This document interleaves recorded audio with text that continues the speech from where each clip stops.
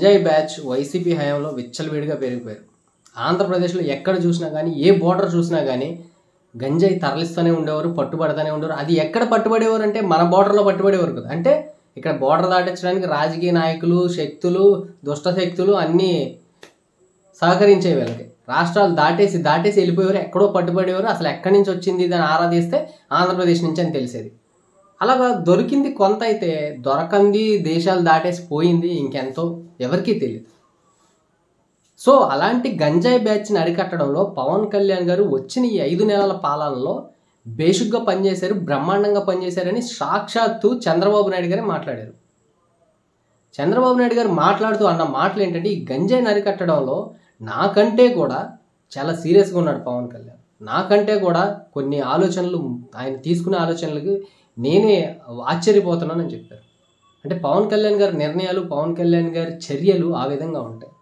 పవన్ కళ్యాణ్ గారి రాజకీయం ఆయనకి తెలియదు, కొత్త, ఇలాంటి మాటలు మాట్లాడే వ్యక్తులకి ఇది కాదా ఓ ఉదాహరణ? ఇది చాలదా మీకు?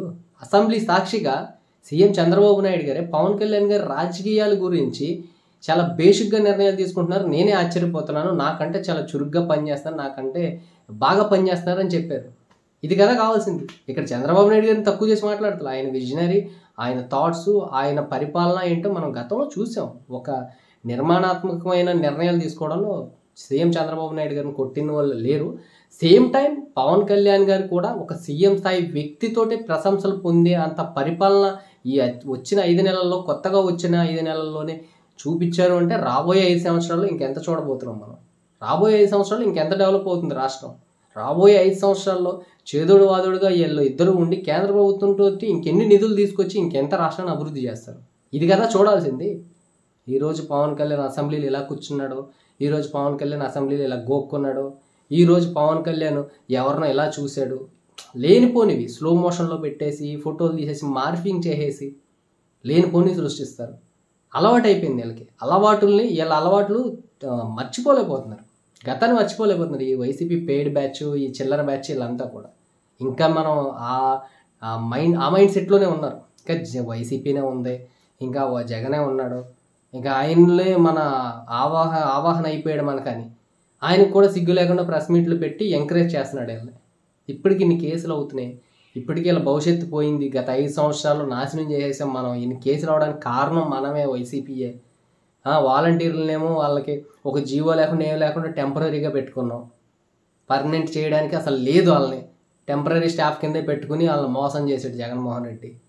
ఇవన్నిటిని కూడా ఇంత యువతని, ఇంతమందిని మోసం చేసి 5 సంవత్సరాలు పరిపాలించి ఇప్పుడు ఒక్క స్టేట్మెంట్ ఇచ్చి మీరు ఆగండ్రా బాబు రెచ్చిపోకుండా చెప్తే ఒక్క మాట అయిపోద్ది. సో డైరెక్ట్ అసెంబ్లీ సాక్షిగా దేవాలయం లాంటి అసెంబ్లీ ప్రజా సమస్యలు మాట్లాడాలి ఎప్పుడా అని చెప్పి చూస్తూ ఉన్నాను. నాకు రాజకీయ అవగాహన వచ్చిన కాడి నుంచి గత 10 ఏళ్ళుగా ఖచ్చితంగా అలాంటి రోజు వచ్చింది. దేవాలయం లాంటి అసెంబ్లీ అని ఎందుకు అంటున్నారంటే, రీసెంట్గా చూసాం పవన్ కళ్యాణ్ గారిని డాక్టర్లు అందరూ మెచ్చుకుంటున్నారు. జస్ట్ ఒక నెల రోజుల్లోనే మా సమస్య చెప్పాము, మాకు సమస్య తీరిపోయిందని అంటున్నారు. జనవాణి కార్యక్రమం దగ్గరికి వెళ్ళిన ప్రతి ఒక్కరికి కూడా సమస్యలు తీరుతున్నాయి. వాళ్ళందరూ ప్రెస్ ముందుకు వస్తున్నారు. 9 నెలల క్రితం కిడ్నాప్ అయిన అమ్మాయి దొరికేసింది పవన్ కళ్యాణ్ గారు స్పందించేసరికి. లా అండ్ ఆర్డర్ కరెక్ట్గా లేదని చెప్పేసి తన ప్రభుత్వాన్ని తానే క్వశ్చన్ చేశారు. మీరు మారాలి, కొంచెం పద్ధతి మార్చుకోండి అని చెప్పారు. ఇలాంటి చర్యలే కదా ఈరోజు అసెంబ్లీ సాక్షిగా చంద్రబాబు నాయుడు గారితో కూడా మెప్పును పొంది ప్రశంసలు పొందుతున్నారంటే ఇలాంటి నాయకుడే కదా మనకు కావాల్సింది. ఖచ్చితంగా పవన్ కళ్యాణ్ గారిని సినిమాల్లో లేకపోతే రాజకీయ జీవితంలో మనం ఊహించుకునేది ఏంటి, ఏదైనా పవన్ కళ్యాణ్ ఏది చేసినా కానీ శబాష్ అనేలాగా ఉండాలని.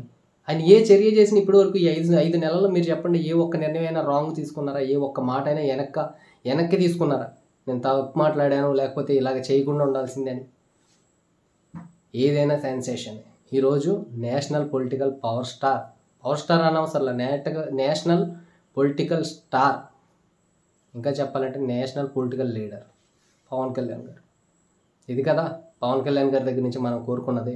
ఇది కదా ఆంధ్రప్రదేశ్ ప్రజలు, తెలంగాణ ప్రజలే కదా దేశ ప్రజలు కూడా కోరుకునేది. ఖచ్చితంగా మహారాష్ట్రానికి పవన్ కళ్యాణ్ ఉంటే బాగుండు, మహారాష్ట్రంలో పవన్ కళ్యాణ్ ఉంటే బాగుండు అనే రోజులు త్వరలోనే వస్తాయి. పక్కనే ఉన్న మహారాష్ట్ర చూసాం రీసెంట్గా, తమిళనాడు మీద ఒక లుక్ వేసారు చూసాం, అది కూడా అల్లకల్లోలం అవుతుంది. సో దేశం గర్వించదగ్గ నాయకుడు పవన్ కళ్యాణ్ గారు అవుతారు ఫ్యూచర్లో అని కోరుకుంటూ జై హింద్.